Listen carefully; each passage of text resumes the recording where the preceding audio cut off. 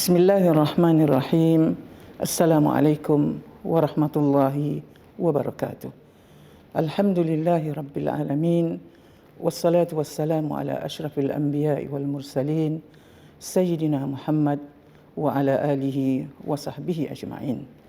Tuan-tuan dan puan-puan yang saya kasihi sekalian, Ramadan adalah bulan yang sangat dinantikan oleh semua umat Islam.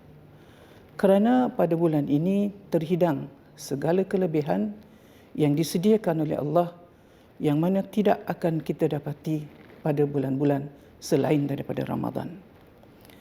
Ramadan sebenarnya mewakili institusi latihan ataupun tarbiyah yang akan terus diwarisi nilainya sepanjang kehidupan umat Islam sepanjang 1 tahun.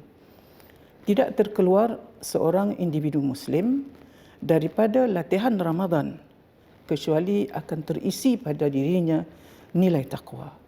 Sebagaimana difirmankan oleh Allah Subhanahu wa taala, A'udzu billahi minasyaitonir rajim. Kutiba alaikumus shiyam kama kutiba alal ladzina min qablikum la'allakum tattaqun.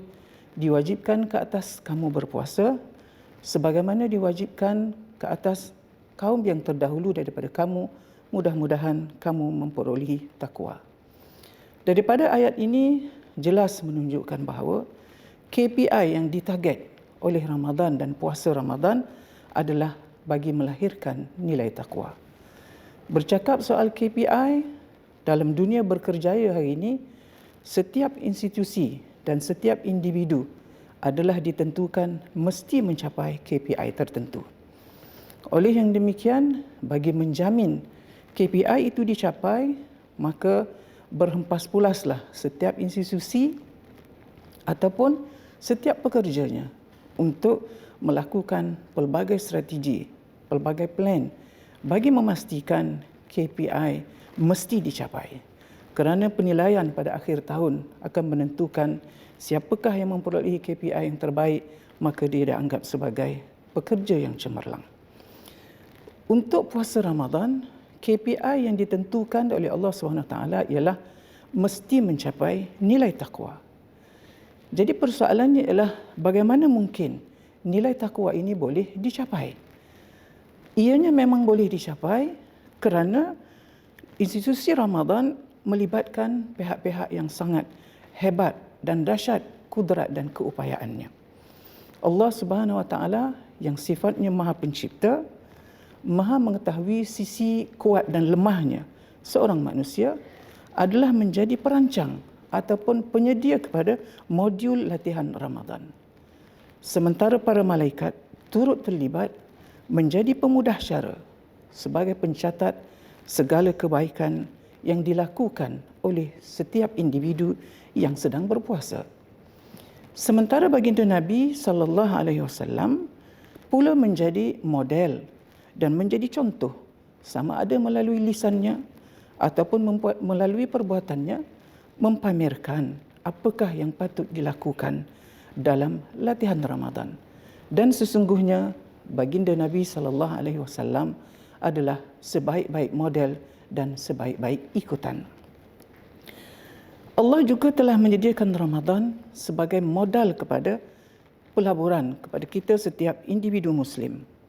Bukan saja disediakan modal, tetapi Allah juga menyediakan mekanisme pelaburan yang boleh memulangkan pulangan yang berganda tanpa dikenakan apa-apa fee, tanpa dikenakan apa-apa charge. Antara kemudahan-kemudahan ataupun mekanisme yang disediakan bagi menjamin pelaburan Ramadan itu boleh menghasilkan profit yang tinggi adalah seperti misalnya 700 kali gandaan pahala kepada segala kebaikan yang telah kita lakukan. Begitu juga segala pintu kebaikan telah dibuka dengan seluas-luasnya, sementara segala pintu kejahatan pula telah ditutup. Dan segala penggoda dan penghasut yang terdiri daripada syaitan telah pun dibelenggu bagi memastikan kejayaan latihan Ramadan yang sedang diikuti. Rugilah jika kita mensia-siakan peluang ini, sedangkan dalam kehidupan material kita sentiasa berebut-rebut untuk mencari apakah mekanisme pelaburan yang boleh menjamin keuntungan kepada modal yang telah kita sediakan. Bahkan tuan-tuan dan puan-puan, janji pahala bagi puasa yang sempurna telah diikrarkan oleh Allah Subhanahu wa taala melalui pernyataan hadis-hadis daripada baginda Nabi sallallahu alaihi wasallam, di mana Nabi sallallahu alaihi wasallam telah bersabda, kullu amali ibni adam lahu illa as-shaum fa innahu li wa ana ajzi bihi. Setiap amal Bani Adam adalah untuknya kecuali puasa. Kerana puasa itu adalah bagiku dan akulah yang berkuasa menentukan pahalanya.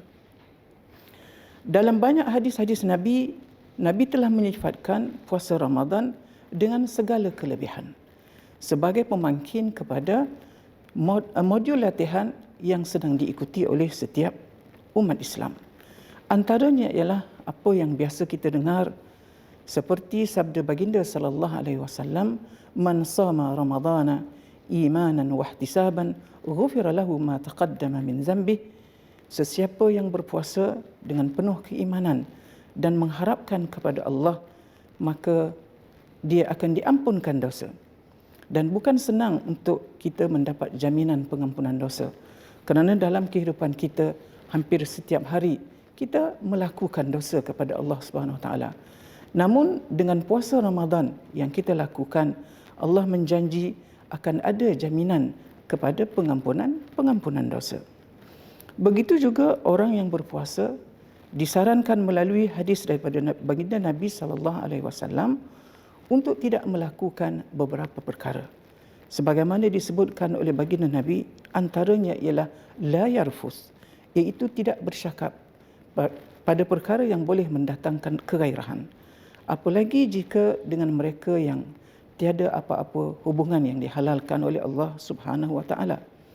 Begitu juga Nabi meneruskan sabdanya dengan mengatakan la yaskhab, iaitu tidak melakukan kekacauan yang boleh mengganggu ketenteraman.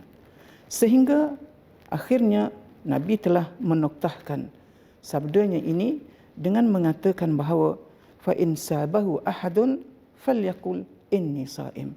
Jika sekiranya ada seseorang mencela kita ataupun memaki kita, maka apa yang patut kita jawab adalah sesungguhnya aku sedang berpuasa.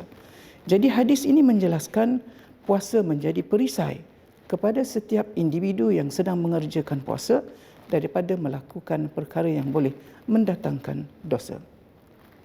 Hadis ini adalah hadis yang berbincang tentang bagaimana karakter yang hebat boleh lahir daripada latihan Ramadan.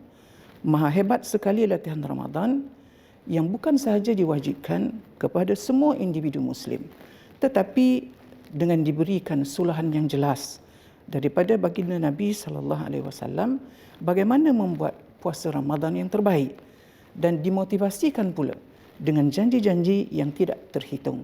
Sama-samalah kita doakan mudah-mudahan puasa yang kita lakukan adalah puasa yang boleh mencapai nilai taqwa, dan insya-Allah dalam hari-hari yang berbaki daripada Ramadan ini kita sempurnakan dengan segala yang telah dianjurkan oleh baginda Nabi sallallahu alaihi wasallam. Sekadar itu dulu. Wassalamualaikum warahmatullahi wabarakatuh.